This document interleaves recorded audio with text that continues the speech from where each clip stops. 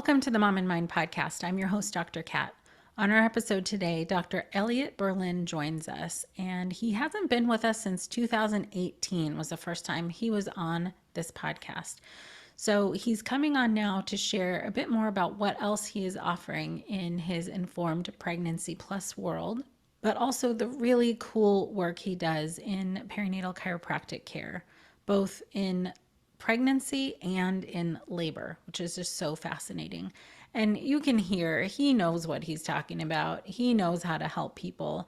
There's just so much that our body does and goes through to support pregnancy and to support birth that his goal really is to help people have optimal health.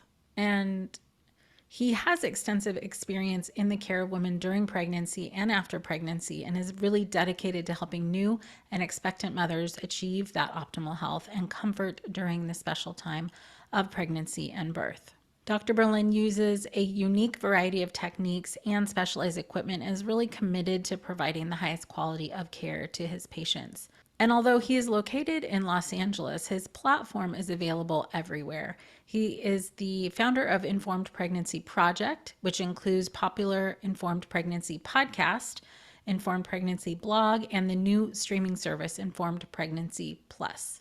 So he drops some gems for us today, including how important it is to have information to make those informed decisions in your pregnancy and birth journey. And that is a lot of why he has created the platform that he has. So let's get into it and meet Dr. Berlin. Welcome, Dr. Berlin. Thank you so much for being with us again. It's been years since 2018, the first time you came on, and I'm excited to have you back on and for you to let us know what you've been up to. Thank you so much. I'm excited to be back here. Yeah, that was like a different world ago. Right. The world has changed. Uh-huh. It broke for a minute, and now we're trying to recover. Yeah. Um, what have I been up to? I mean, the pandemic changed a lot. Mm-hmm. I think in the birth world, at least here locally, Right. people really had to think a lot more deeply instead of just go on the conveyor belt of birth life, Right. and where do I really want to have this baby? I think the overwhelming majority always just assume it'll be at a hospital, but when the hospital is the epicenter of the Mm-hmm. global pandemic, and that's where all the people with this unknown dangerous seeming virus is, they may not want Right. to go birth there, Right. have their newborn there. You can't bring people in there. You have to, mask up in there during your whole birth. Mm-hmm.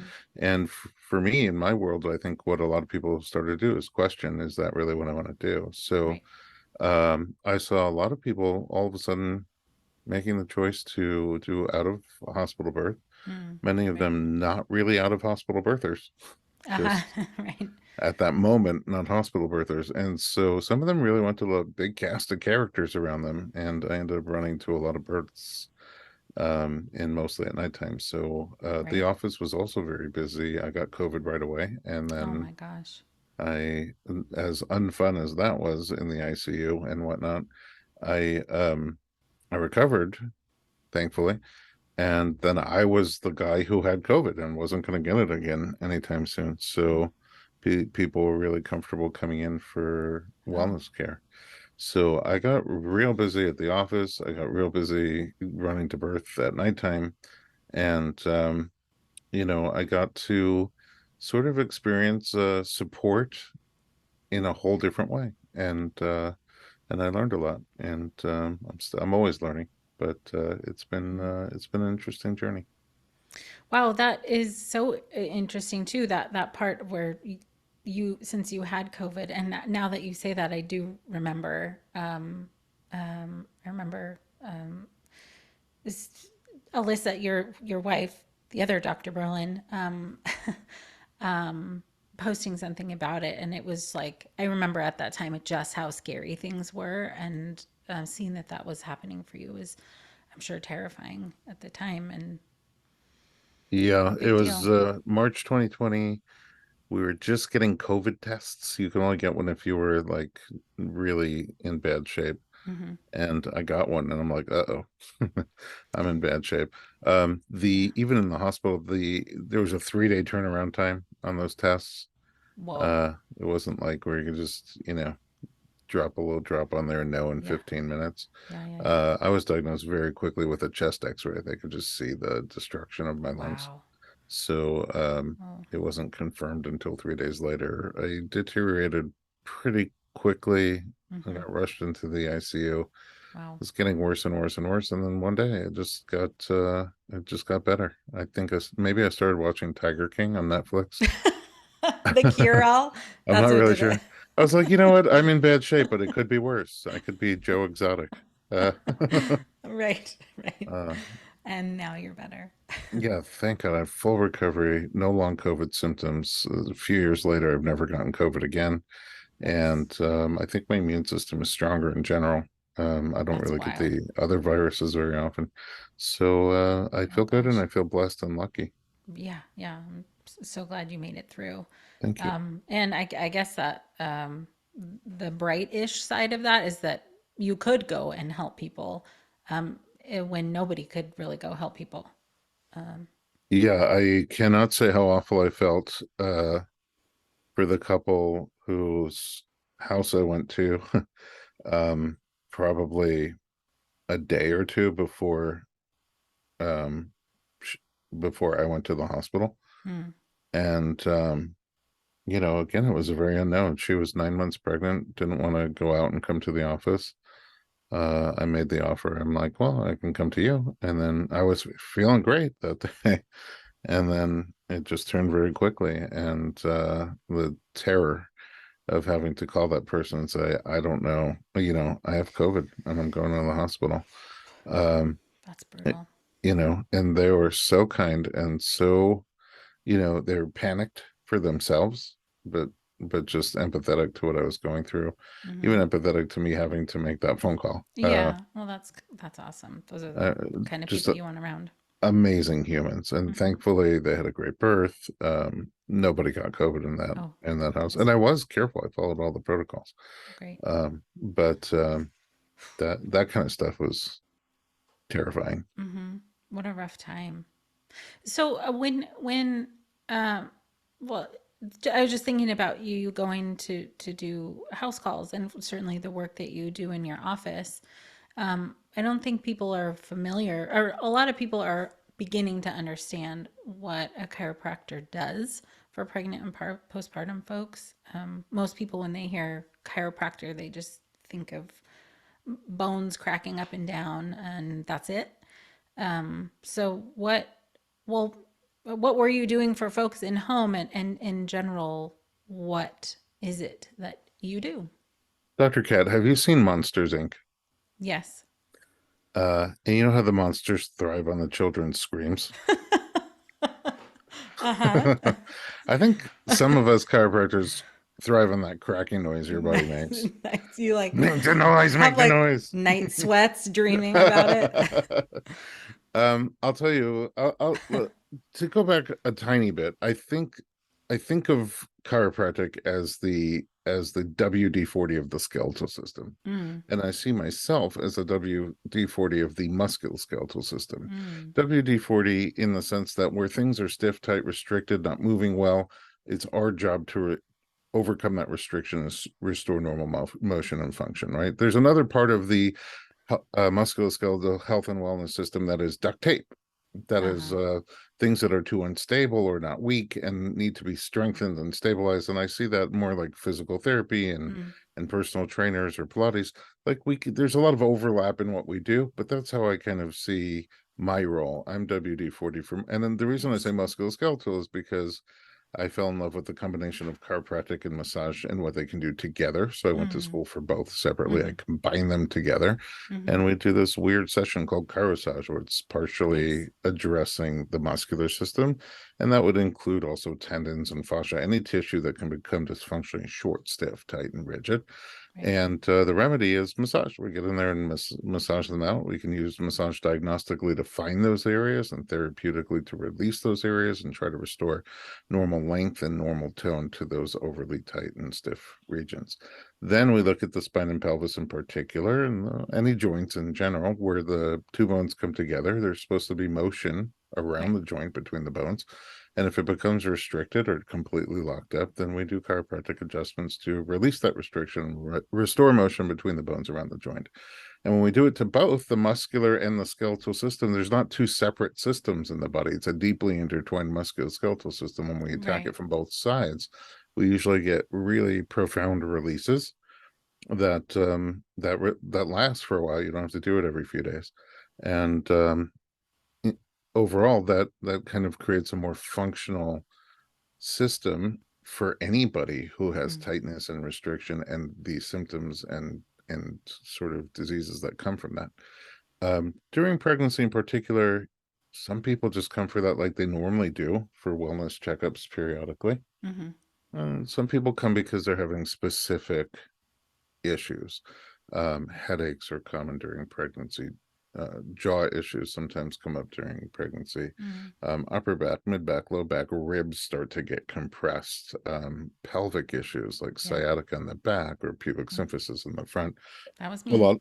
I had Oh, you got that. the pubic Oh, it symphysis? was Oh, horrible. oh, that doesn't seem comfortable at all. Nope. Uh, and there oftentimes those come from restrictions, Mm. and sometimes they're new restrictions as a result of things in the pregnancy, the baby compressing things or pulling on things, the change in sleep position, the change in center of gravity, just the body changes in general, everything starting to pull forward on you and down. And some of them are caused by other things, but to the extent that you have that tightness and stiffness and restriction, and some of them are pre-pregnancy, and Mm-hmm. they don't bother you because your body can accommodate that. But now Right. that it's being put through the strain of pregnancy, Right. it kind of highlights them. Either way, to the extent restriction is involved, we can come in, find it, release it, and help you feel better, help your body better accommodate the growth of pregnancy, the added strain in the later stages of pregnancy. But also, the pelvis is not just a big solid bone, it's a bunch of bones connected by soft tissue, Right. ligaments, and cartilage. And as that kind of structure, it can expand and contract in different directions. Mm-hmm. And as your baby's trying to find a good position and kind of wiggle down, um, your body should be able to accommodate or even facilitate those movements. But if where those pelvic bones come together, there's not a whole lot of function, it's stuck, Oh. or the soft tissues in that area are just tight like a belt, squeezing too hard on Yeah. the area, then your body may not be able to accommodate the movement very well, maybe just be resisting the movement. And so if a baby's in a tight space and there's not much mobility, could the baby get head down, let's say, towards the end of the Mm. pregnancy, Mm-hmm. or rotate into an ideal position where the skull is against the soft tissue of the belly and not against the hard tissue of the spine? Or even move through and come through the other side with, as the wider parts are trying to come through Mm. at the end during pushing. So those are all things that we would try to create as functional of a system as we could Right. towards the end of pregnancy, and sometimes then even during labor. Yeah, I want to get to that the during labor part too. But before we go there, what are some of the common issues that bring people into you? Like, I'm sure there's more than one, but what are people's like primary complaints? Most common thing we see during pregnancy is sciatica, Mm-hmm. and it's not usually classical sciatica. So sciatica is irritation of the sciatic nerve. Mm-hmm. Sciatic nerve starts in the bottom three nerve roots. So between every two vertebra, there's a nerve root that comes out on the right and one on the left, and they serve different parts of the body. Some of them are sensory function that are bring information from your body to your brain. Some of them are motor function, which should bring information from your brain to move your body. Um, but between every two vertebrae, there is a nerve root, and it has a number based on what level it is in the spine. Mm. The bottom three nerve roots come together and they merge together to form this thick, fat, long nerve that goes all the way down the leg into the foot, Mm-hmm. and it is the sciatic nerve. So sciatica is irritation of the sciatic nerve. It could take place anywhere along the course of that nerve, Mm. all the way down the leg. The classic sciatica that you hear about, like pain or numbness, tingling, radiating all the way down the leg, is when the nerve roots are getting pinched, where Oh, the nerve sure. starts in the lower back.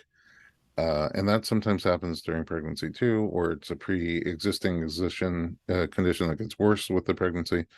But more commonly is sciatica of pregnancy, where it's not the nerve root getting compressed, it's deeper. So when that nerve, Mm, those three come together, it goes deep into the body, and then it comes back towards the surface in the upper outer gluteal area. mm-hmm. And underneath the layers of gluteal muscle, you have this piriformis muscle. And when especially let's say you're not a side sleeper, now all of a sudden you're sleeping on your side, or you Right. are a side sleeper, but now there's a lot more pressure building up on that hip, and it just gets tighter and tighter. That piriformis muscle runs off that hip that's getting angry Mm-hmm. across to the back of the pelvis with the sacrum, and the piriformis muscle, the sciatic nerve, runs right underneath it. So the tighter and tighter and tighter that gets, the more likely it is to start compressing the outer bundle of the sciatic nerve, and so that doesn't radiate down the leg. It just hurts really uncomfortably in the upper outer glute, and sometimes radiates down a few inches or more, but Mm-hmm. it like not past the knee. Mm-hmm.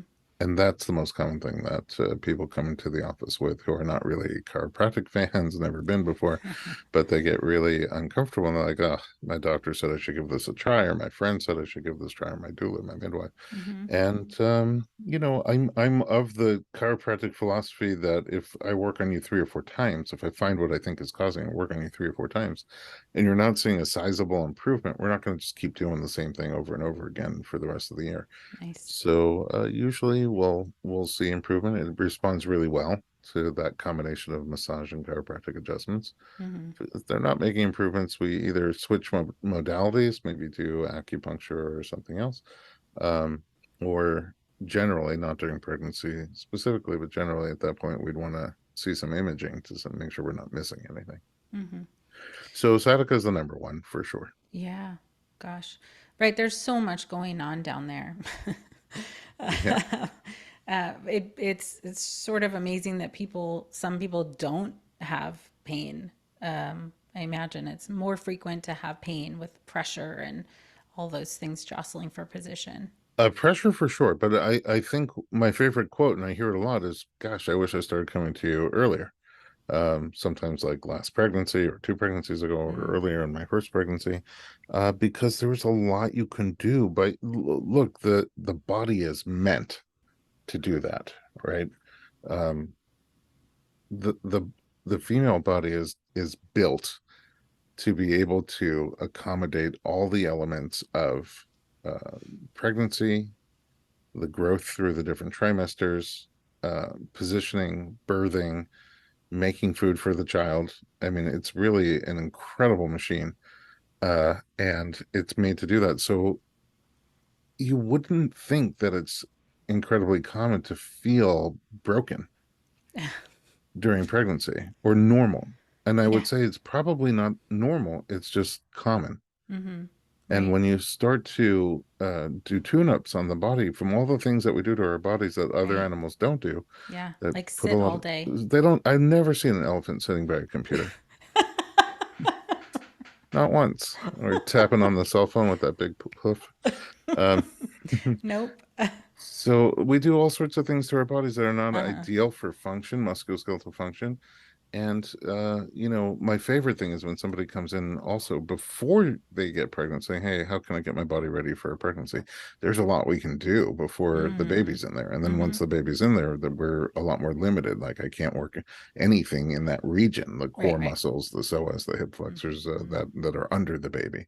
Mm-hmm. So when we do that, usually pregnancy goes pretty well if we're able to get started on the right foot and then do some maintenance periodically throughout. I have so many patients. I have a patient right now. She's going to do a podcast with us also. She's 47, I think, and having her first baby, and she feels amazing. She has so much energy Nice. and power, and she feels great. And she's like, "Why do people keep treating me like I'm over the hill?" I'm like, I was like, "Okay, come talk to me. Share this energy. Why are you Mm-hmm. feeling so good?"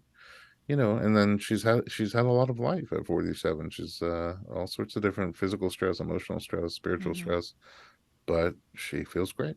And I think That's, most people can. It just takes some work. yeah. Well, that's amazing. So when you're working with, it sounds like from what you just said, there are during pregnancy there are things that you can't do in terms of body work. But what happens during birth? What kinds of adjusting, what kind of support are you giving during birth? Yeah, so mostly I'm making jokes, but only for people who want jokes. Right? Yeah. To answer this, I'll go back to how it all started. We do a lot of work for positioning before a baby's born. Mm, People come in oftentimes with a breech baby towards the end of pregnancy. We don't physically try to turn the baby or anything like that. Our premise is that babies generally want to be head down at the end of pregnancy. And if they're not going there, there's a reason for it. Could be structural, could be functional, could be a combination of both. On the structural side, you, the placenta could be in a way. The cord could be short. The cord could be wrapped around the baby funny. Your placenta can have a variant shape. Your mm, uterus can have a variant shape that's not really conducive to head down. mhm, The fluid could be on that range. The amniotic fluid index of, let's say, 7 to 25 is normal. It's a huge range, but when you're 7, 8, 9, 10, even though it's normal and healthy, it's not so much room. The baby might really be stuck. And when you're up mm, to like 20, 22, there's so much room, the baby may not be running out of space and can just flip flop until, after 40 weeks. So I can't change any of those structural things, but functionally, the low back, hips, and pelvis are supposed to be very relaxed, loose, and open. When the baby runs out of room, they're supposed to really want to go down into the pelvis as the most comfortable fit for a typically shaped baby and a typically shaped womb.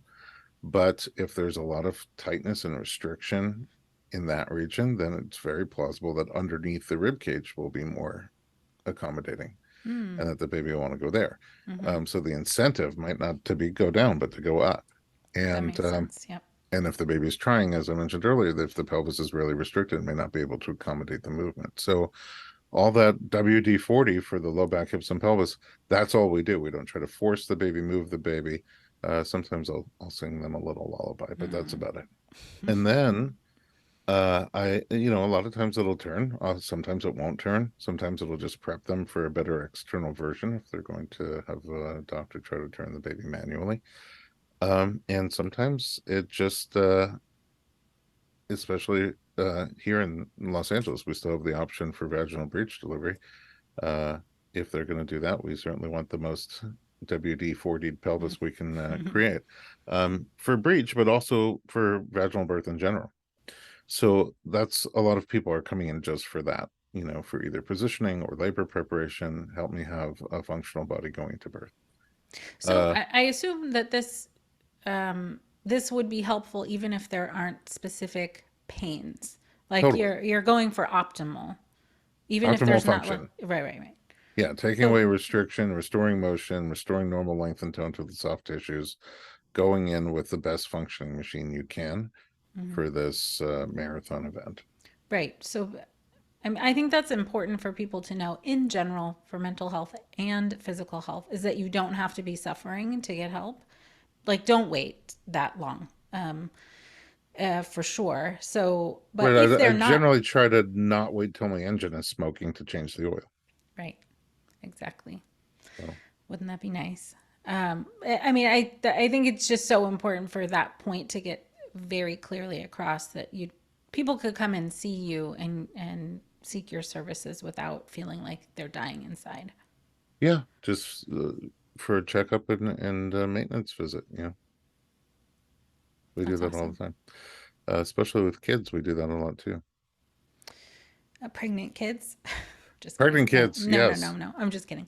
Um, uh, No, yeah, newborns all the way up to adolescents. A newborn with no symptoms, we'll check them 4 times a year as they shortly after birth, and then as they kind of lift their head up, arch their back, start to walk and crawl, start to fall, just to make sure everything's like doing great. And sometimes there's no adjustment to do. It's just a checkup. so for people who are freaked out by the cracking sound that you love so much, uh, um, what does that look like for babies?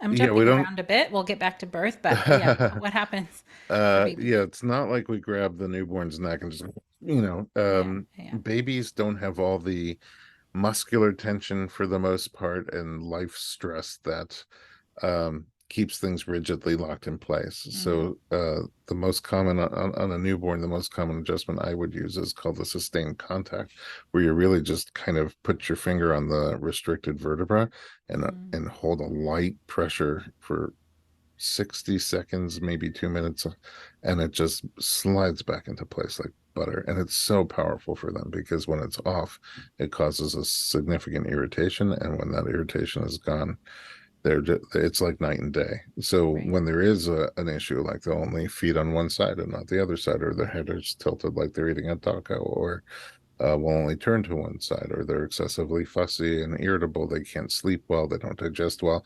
Those are all things that respond well to newborn infant chiropractic, and it's a very gentle but powerful modality for them. Mm. No cracking. No cracking, right? Yeah, I think for a lot of parents who are stressed out and their babies are having digestive issues or crying a lot and seem uncomfortable, I for sure recommend them to go to infant chiropractic. I think my mother's still dealing with that. You need a good adjustment. Yes, you're kind. Okay, so yeah, that is I think in some ways a whole other topic, just supporting babies and kids. But coming back to Birth. birth, yeah. First, trying if you can, getting if people can come in before they need to, giving them enough time to get into optimal health. And then, yeah, what happens in birth? How do you support people? So the first time I went to a birth that wasn't my own wife and child, was a midwife called me. I remember it was a Sunday, probably like 10 years ago. And I was in Petco and I was trying very hard not to buy this guinea pig for my children. And she says, "Hey, you know how you do those manipulations for babies when they're breech and sometimes they turn? What would you do for a posterior baby, like a baby whose skull is against the mom's spine and not against the belly?" And which is not ideal for labor. And Yeah. I said I would do the same basic thing. I'm WD-40. I would just come in, look for restriction, get rid of it. So she's like, "Oh, great. I have a client for you." And I'm like, "Oh, cool. I have an opening on Tuesday." And she's like, "No, no, no, no. I have a client for you right now." And this mom had been in labor for over 24 hours, stuck at like 8 or 9 centimeters for 8 or 9 hours, Oh, and running out of options. It was a home birth. And so I was like, "Okay, yeah, I'll come over." And it was the most bizarre thing ever. I go over there. They're in this like Santa Monica beach house, and I'm walking into a birth of people I've never met in my whole life. mm. And what made it a little weirder was nobody told me they were filming for a documentary. So there are like Oh my six gosh. cameras like spaced around the That's a room. wild, like a heads up would have been useful. It would have been very nice. I'm in there, like, I can't even focus on her because I'm like, how does my balding spot look on camera? You know? Right. And then she's high as a kite on her own drugs. There's like a massive oxytocin feel in the room, Uh-huh. and endorphins and adrenaline. And I'm trying to explain to her, like, "Hi, I'm WD-40. I'm going to come in here, look for tight muscles and massage them out, and restricted joints and adjust them for you. Is that okay? I'm asking for informed consent." And she just looks at me and she's like, "I love you, Mr. Berlin." And I'm like, "Okay." And again, all these people, all these cameras. I'm like, does anybody know if that, counts for informed consent? Right, right. And it was just a weird experience, but she was lovely to work with, and she was extremely receptive to the body work. I probably did about 2 hours of body work, and she was Wow. real tight. I don't know if she started that way or if the posterior labor kind of tightened everything up, but it was real tight, and you can feel it releasing and releasing. And she was Amazing. getting tired while it was releasing, and she was Mm. kind of up on all fours, and then she would come down onto her side, and there was just a moment in time where she cussed and she said, "Oh, and I think you just saved my birth." And she just felt the baby clunk into place. And a Wow. half an hour, 40 minutes later, the baby was out. And Wow. it Cool. was really powerful, weird, but powerful for me. And I start getting other phone calls. Hey, we got this mom who's having back labor. Can you come help out with your body work or this and that? And I just ended up in a few different birth situations that made me uncomfortable. Like I got left alone with somebody in a birth, Mm. also who I had never met before. Oh And boy. things started to pick up in her labor and left alone because she was at a home birth and it also was very long. She had no doula. The midwife and midwife assistant had been with her nonstop and just went to take a rest when I got there. The guy who I thought was her husband, he's like, "Are you Berlin?" I'm like, "Yeah." And he's like, "Oh, good. I'm gonna go get some smokes." And I never saw him again. So we're just laboring, me and this mama, and things start picking up. And she looks back at me like, "Hey, say something useful." And I'm like, "I don't know. I just rub things and crack stuff. Like, I'm not sure, what to say." So I got the sense like I should have better tools for just being in that Mm. environment. Mm. Mm. And so I thought maybe I should take doula training. And my wife was a psychologist, as you know, also. She had clients who were like, I need your presence to help me, in labor, especially if someone's OCD and going to the hospital or has like specialized doula needs, so to speak. Right. Yep. So we did our doula training together. And part of the doula training is you have to do births as a Mm-hmm. doula. Mm. So I started doing births as a doula just for my requirements. And then people are like, hey, can you come to my birth? Mostly, for my hands. There's not too many people who are like, I need that big hairy man Jew in the room while I give birth. But the hands is what There has they to have wanted. been one person who Who requested said that. that? So, I mean, yeah, I was at a birth one time where I was the doula and the doctor was male, the husband was male, the baby was male, and what we could never have predicted was the nurse was the only male nurse at that hospital. And I just at one point I looked at her and I'm like, hey, do you want me to get one of my female doula colleagues so you have some like women support in here? And she's like, no way. She's like, Dr. B, I've never felt more feminine in my whole life around all these guys taking care of me. And, Wow. that's what worked for her. It's Yep. definitely not right for everybody. Mm-hmm. But over time, being at birth and having the doula tools and the chiropractic tools and the massage tools, I can use my hands, I can use body work, I can use sometimes, just a little confidence building um, in terms of speech and breath work and help someone feel calm and relaxed and be able to surrender to the intensity that's going on Mm. and have a better birth experience. That's super cool. I mean, they're not, you're a bit of a unicorn. Yeah, yeah, I have the yeah. Yeah, I know Um, I know this to be true. I know maybe four other male doulas and each one has a story. It's not mm. like we're like, what do you want to be when you grow up? I'll be a doula. Right, right. Well, I mean, to have all of the skills and tools that you have in one is pretty amazing. No thanks. Yeah, it's really cool. It makes me feel like there should be more people who have all of those skills and tools at the same time. Yeah. One day in my free time, I'll teach what I know.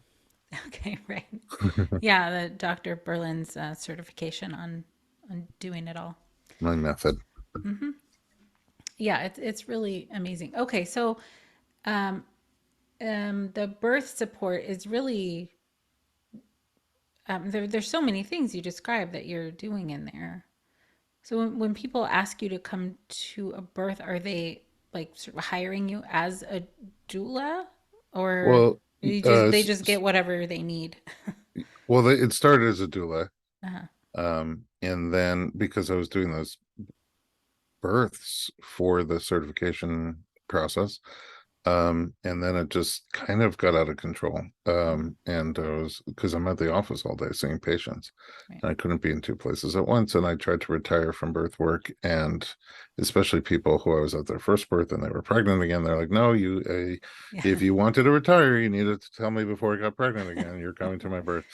So I switched it and I did just body work for birth, like Mm-hmm. by the hour. I would Mm, just come if you wanted me and for however long you wanted me, and then mm-hmm. kick me out. Mm-hmm. And that was really cool too, because I got to work side by side with some of the most amazing doulas and really learn from them. Um, and see their magic. And so that was cool. But then I was more of the just body work person, and if they Mm-hmm. didn't have a doula, then I might serve both roles for the time I was there. But Mm-hmm. it was more limited. I wasn't just running out for 15 hours at a time, you Right. know. And then after the pandemic, I got so busy with the birth work, and then I burnt out. So Sure. I've been off of birth work for about 8 months. Mm-hmm. Um, as an occasional rare exception. Sure. But you're also doing a lot of other things. You have the Informed Pregnancy podcast, plus, many things. Informed pregnancy. But before I do want to talk about the podcast and the other things that you offer. Can you talk about this idea of informed pregnancy and choices and being informed? Yeah, it's definitely a lifelong lesson for me. I'm a student of life in general, but uh, I know that when I started as a chiropractor, and I'm like, I can help people in so many different ways, and somebody comes in, you're like, I can help you, and I want to help you, and they're like, yeah, but none of those adjustments, please. And I'm like, what? Don't handcuff me. Let me do it. It's good for you. It's going to be great. Mm-hmm. And I think a lot of times practitioners are like that. I know what's good for you, and you got to do it. But over time I learned I know a lot, but I don't know you as well as you know you. And also you have like a billion sensors that I don't have. So I'm constantly learning trying to learn how to be a better doctor. I think that in healthcare in general and in medical care in particular and in obstetric care in extra particular, there's a lot of decisions and to Mm-hmm. make, and there's a lot of different things that will happen to you. Um, and if you're aware of options and pros and cons of the different options, you can be an active participant in that decision making. But if you aren't, it's much harder to to choose what would be your actual choice for Mm-hmm. you, for your Mm-hmm. baby. um and so the idea of informed pregnancy was came about because I would get questions all the time like, can you help me find a doctor who's VBAC friendly? I'm like, Mm-hmm. what's a VBAC? And then you start to search what a VBAC is, and it's like, why aren't all doctors VBAC friendly? Like, Mm-hmm. what's the big deal? And the more you research into it, it's like, okay, this choice was taken off the table for a lot of people, and it doesn't seem like it shouldn't be those people's choice. Right. And so I would write about it and blog about it and eventually podcast about it, and now stream about it. But the idea is just trying to compile that kind of information and to get it to people. I have so many people that come into the office early in pregnancy and just have no idea what options or choices there might be Right.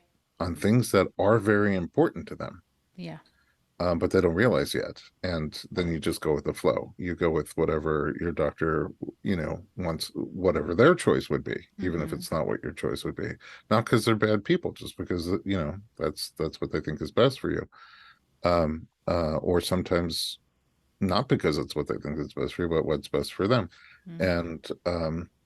And that's just a human thing. Like if I have two choices on how to provide a delivery for you, and one's going to take a half an hour and one's going to take half a day, especially if I get paid the same for both, I want the one that's going to take a half an hour, right? Ugh. If if insurance is going to pay for one thing but not the other thing, or one thing carries a lot more liability for me even though there's not a lot more risk for you, then maybe I won't want to attend your VBAC or your vaginal breech delivery, or anything like that, or going past 39 weeks or 40 weeks, or there's just so many things. If you're going to be induced, how are you going to be induced? What are the Mm-hmm. methods of induction? When are you going to be induced? Why are you going to be induced? There's so many things, and that's the whole idea of informed pregnancy, is to just try to compile information, make it easily digestible in whatever format you digest stuff, whether it's visual, audio, or video, and to put it out there. My goal is for you to have an empowered birth experience, be able to make choices and be supported in the choices that you make. That's amazing and ideal for everybody. I mean, I can't even begin to count how many people I meet on this end after a pregnancy or after a birth where they feel like they didn't have a choice or their choices were taken away, and how devastating that is to their mental health. It's just, it's so rough. So, I mean, the service you're providing is really, really, really important. And I mean, you through the podcast, and you're interviewing people. And can you say a little bit about how those interviews are structured? Because I think it's really cool. Yeah, we have different types of interviews. Sometimes it's a professional, like Dr. Cat, sharing very important information from expertise and experience with mental health and the perinatal experience. Or we have obstetricians on, we have nutritionists on, we have all sorts of different experts talking about everything from what is placenta, how is it made, what's the normal anatomy, what are the variations or complications, and how can you mitigate them. And then we do a lot of birth stories, and in particular, we do before and after birth stories. So I'll interview somebody towards the end of pregnancy about their experience with pregnancy and what they're planning for birth, and then I'll interview them again shortly after they have the baby. And those are very popular episodes, and it's learning with that person what they learned through their experience of giving birth that Mm-hmm. oftentimes they couldn't have learned any other way, and sharing that with us so we can learn too. And there's every kind of birth under the sun there at this point. We're almost Right. at 400 episodes, Amazing. and a lot of celebrities actually listen to it and benefit from it, and then they also in turn share their experiences, and so it has a pretty far reach for that reason. Right. Right. That's awesome. It's such a cool perspective to get because I mean, nobody else is giving providing that a platform that provides that perspective. And also you've expanded into streaming. So what is that? How do people access it, and what's on there? Yeah, so it's Informed Pregnancy Plus, and you can access it at informedpregnancy.tv. It also has Informed Pregnancy Plus apps for Apple, Android, and Roku, so you can watch on any device, really. Um, and anyone can try it for free. There's a free trial period for anybody who wants to access it, and all you can eat sort of buffet there. I have some of the iconic documentaries on there, like The Business of Being Born and Orgasmic Birth. I have my documentaries on there, like Trial of Labor about VBAC and Heads Up about breech birth. And then just a ton of other video content documentaries that you've probably never heard of, just because they didn't have a great way to get out. Some of them are imported from other countries. Mm. Fascinating Japanese documentary called Prenatal Memory about what babies are aware of consciously before they come out. Oh my gosh. Very powerful. And one of That's the amazing. cool applications of that is when you realize that they are aware of a lot and that you can have a conscious relationship with them before birth, then by the time you get to birth, you're not just shoving this thing through your pelvis out the other side, but it's a dance that you do together with them. And it's almost like when I go on a roller coaster with my kid, and I hate roller coasters, I'm terrified of them, but I put on a smile and I go, woo, as if I'm having a good time because I want it to be good Right. for them. Right. That's what parents do. And it's a whole different experience when you're having birth that way Wow. versus the other way. Oh my gosh. We have workshops on there. We have a whole mind body section with meditation, yoga, Baby by Simone workouts, belly dance for birth. And there's just new stuff being added all the time. Well, thank you so much, Dr. Berlin, for all of this information. I love chatting with you. You're a hilarious human, and also just I can hear that the compassionate care that you give to people comes across as well. And I appreciate all that you do. Thank you. Thank you so much for having me and for the work that you do. And I feel like we're two pieces of the same puzzle, Hmm. but like pieces close together that lock into each other. And I couldn't be more honored to be on a team with someone than with you. That's awesome. Thank you. Now I'm Mhm. gonna cry. I'm gonna go cry now. Oh, perfect. Mission accomplished. Thank you for being with us. You got it. Bye.